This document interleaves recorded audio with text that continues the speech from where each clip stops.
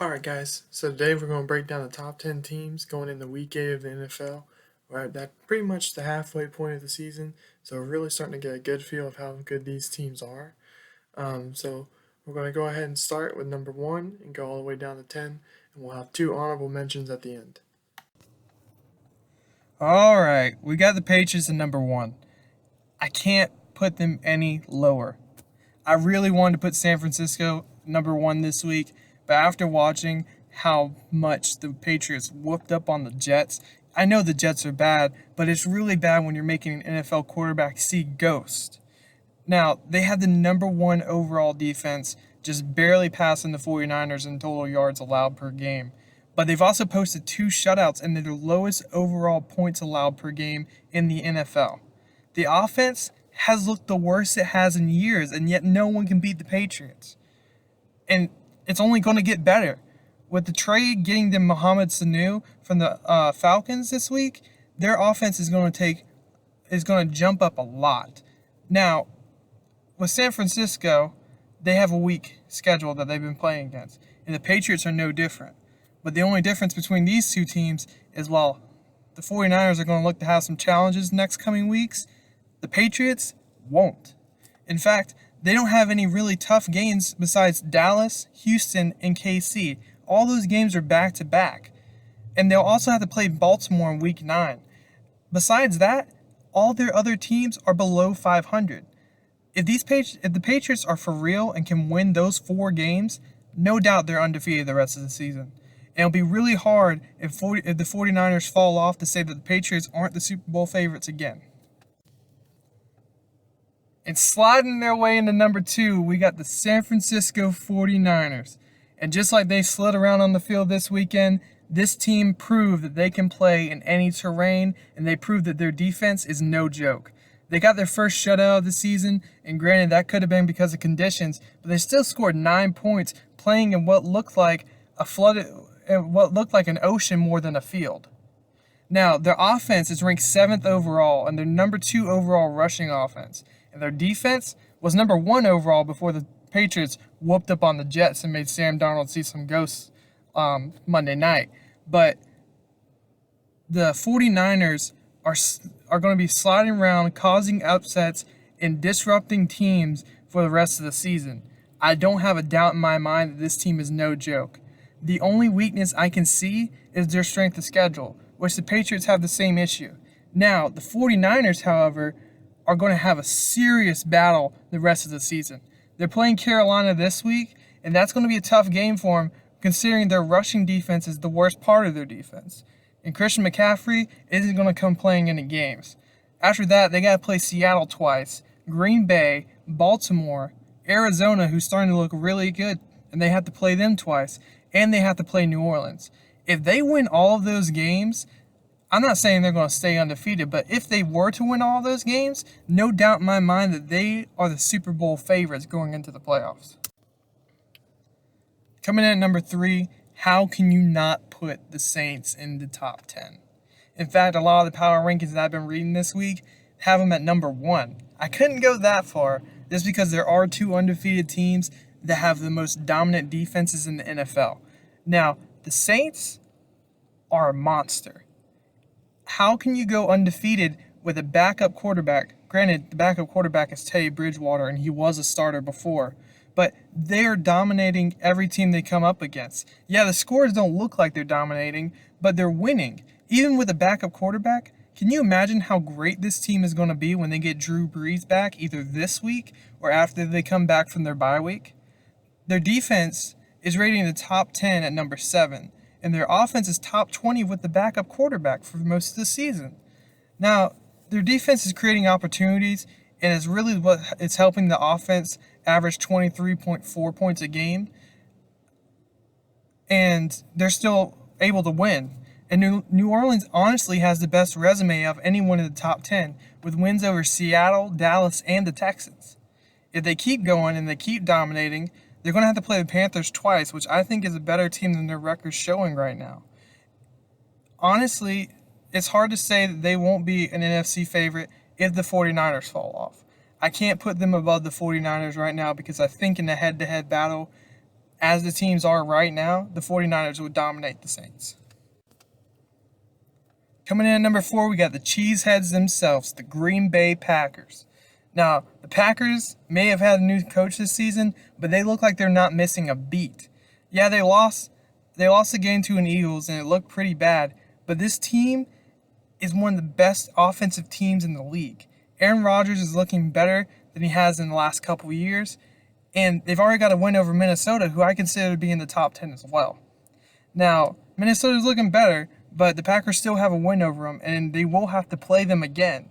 If they can win against the Vikings and also the Cowboys, who they'll be playing later this year, then they're definitely going to be a playoff team. Now, right now, it's going to kind of be a race between them and Minnesota. If Minnesota gets that second win, it'll be hard to say that the Packers win the division. I think right now, they are the leaders in the division, and they will finish on top of the division. If not, they'll definitely be a wild card team. All right, coming in at number 5, I got the Baltimore Ravens. This Ravens offense is a balanced masterpiece. They're rushing for over 200 yards per game and throwing for slightly more than 200 yards. And there's no team that can really deal with that. They are playing the possession game to perfection.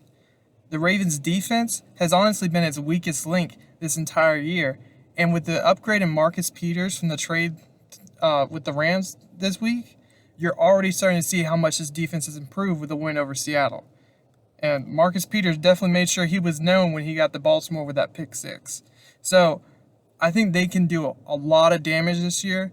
Now, they had some bad losses to KC and Cleveland. Cleveland is in their conference, and a lot of conference games always end up being a lot closer than we think they should be. In Kansas City, honestly, Lamar looked like he was off his game. But maybe things are starting to take an upswing here, and as we go through the rest of the year, we'll definitely find out how real this Baltimore team is. All right, I got Seattle at number 6. And the reason for it is Russell Wilson. Yeah, he did look a lot more human this week against the Ravens, but the dude is unstoppable. He's definitely a qualifier for the MVP race.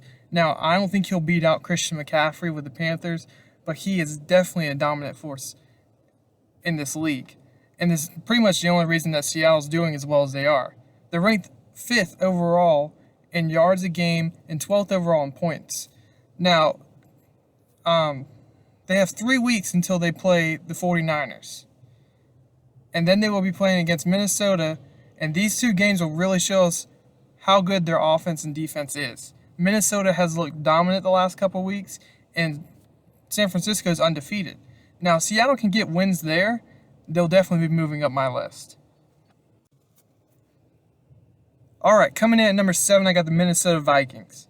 Now, they've had some bad losses to Chicago and Green Bay. Not because they got blown out, but just because Chicago is just not a good team. But the last 2 weeks, this Vikings team has started clicking. It's almost like quarterback Kirk Cousins has remembered that he has a top 10 wide receiver in Stephon Diggs and learned how to throw him the ball. And the defense is really what's going to carry this team more than the offense. Yeah, they're starting to blow out teams a little bit, and Kirk Cousins is starting to look like a great quarterback. But the defense is getting the stops that they need for this offense to win games. Even if it comes down to the playoffs and the offense can't score, I really think Minnesota can win these close games with the defense they have. They are pretty much a better version than the Buffalo Bills right now. Their defense isn't as good as the Bills, but their offense is much, much better. Coming in at number 8, I got the Indianapolis Colts. Now, I'll be the first to admit that I underrated this team coming into the season. After losing your star quarterback in Andrew Luck, I honestly don't know how you could expect much more. But this team is winning games, and they just came off a win against Houston. And they're sitting on top of the division right now, which is great for them because honestly, looking at their schedule, they're not going to be facing another team above 500 again until week 12 when they play Houston again. This could mean that this team could roll off a couple wins and be on top of the division and be settling in a good spot for the playoffs. Coming in at number 9, I got the Houston Texans. Now, they suffered a tough loss to the Colts last week, but despite their 4-3 record, they're still one of the best teams in the NFL. Now, I couldn't put them above the Colts, but when I go through these stats, you're going to see why I put them at number 9. Now, Texans rank in the top 10 offensively in points per game, yards per game, and rushing yards per game, and they're 11th in passing yards per game. Deshaun Watson is seeing huge benefits from the upgrades at the offensive line, so he actually has time to throw the ball to his receivers. Now, DeAndre Hopkins hasn't looked as good as he did last year, but this offense is still really dangerous to any team in the NFL. Their defense isn't bad either. With J.J. Watt coming back and some big step ups from other defensive members after the loss of Jadeveon Clowney, the defense is ranked 4th overall in rushing yards allowed per game, 17th overall in yards allowed per game, and 19th overall in points allowed per game. Now, they do have a weakness against any team that can throw the ball really well. They're 29th in passing yards allowed per game. Now, if they make a trade before the trade deadline or sign a free agent or anything that upgrade their secondary position or even get their guys who are injured back, you could definitely see this defense take a step up and be a more dangerous defense. Now, they do have a couple wins that they need to get in order to make themselves a playoff team later in the year. They're playing Baltimore in Week 11, the Colts in Week 12, and the Pats in Week 13. If they can get wins against all of those teams, I don't have a doubt in my mind that they'll be a team in the playoffs, whether it's a wild card or winning their division. Now, they do have a tough game against the Raiders this week. Yes, I said a tough game against the Raiders. Now, the Raiders have been disappointing and also kind of an underdog team against every team they played against. I didn't think they would be better than the 8-8 team coming into the season. In fact, I thought they'd be a lot worse than that. But they're proving to be a team that can cause some upsets in some games along the NFL. If Houston can get a win this week and move on and continue on until they have those 3 tough games, they could definitely be a team to mess with. All right, coming in at number 10, I got the Buffalo Bills, who, despite their 5-1 record, I really don't think they deserve to be in the top 10 just yet. The only reason I even put them in the top 10 is because of Patrick Mahomes' injury this past week and the fact that he's going to be out for several weeks. Now, the Bills haven't really played a team better than 500 except for the Patriots, and they did lose that game. Their defense held them in it, but their offense is really struggling. Now, they've had some issues with injuries at the quarterback position, but hopefully with Josh Allen being back, they can start to see a little bit better offense throughout the rest of the year. Their defense is what's carrying them to winning games. Their defense is ranked 3rd overall in yards allowed per game, and is top 5 in just about every category the defense can cover. Now, they did look a little asleep against the Dolphins, and that can be something to worry about as a coach. You can't go to sleep against the Dolphins. You can't wake up halfway through the game and decide you actually have to win. And that's what a lot of last week looked like. Now, if they do this against a couple better teams, they're definitely going to be losing. Now, the other thing about this team, though, is when you look at their schedule, they really don't have too many good teams to play. In fact, they could go 10-1 before they play another good team in Dallas in Week 12. If they can do that, they're shooing to be a playoff team, at least as a wild card. Okay, I have 2 honorable mentions. So coming in at number 11, we'll put the Dallas Cowboys. They really showed us that they actually can play last week against the Eagles. And if they continue playing like that, they can definitely be a top 10 team in the NFL again. They've had a rough couple weeks, but they definitely showed us that they're coming back with this win against the Eagles. And then coming in at number 12, I have the Kansas City Chiefs. I really want to put Kansas City in the top 10 just because of how strong that offense is. But with the injury of the Patrick Mahomes and the fact that he's going to be missing a couple weeks, I didn't feel like I could do that. So I dropped them down to number 12. Once Patrick comes back, they're probably going to move up to the top 10 again. Their defense really just stinks. They have the 31st overall defense, and without Patrick Mahomes, I don't think their offense is going to be nearly as strong to carry them through these games.